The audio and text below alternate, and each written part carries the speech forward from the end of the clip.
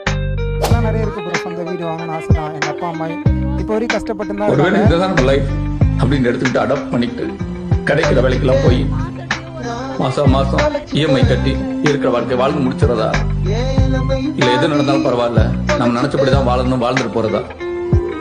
எந்த பக்கம் வரும்? இருட்டுல கண்ணு கட்டி காட்டுல விட்ட பாரு.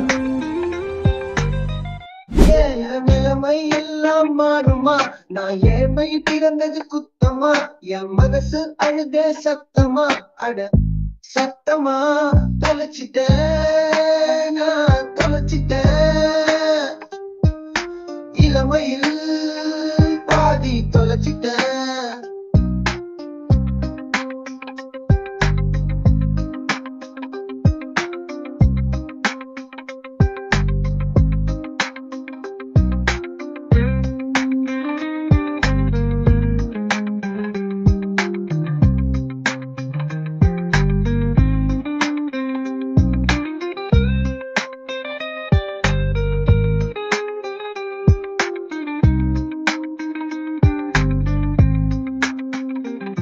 தொலைச்சிட்டேன், நான் தொலைச்சிட்டேன்.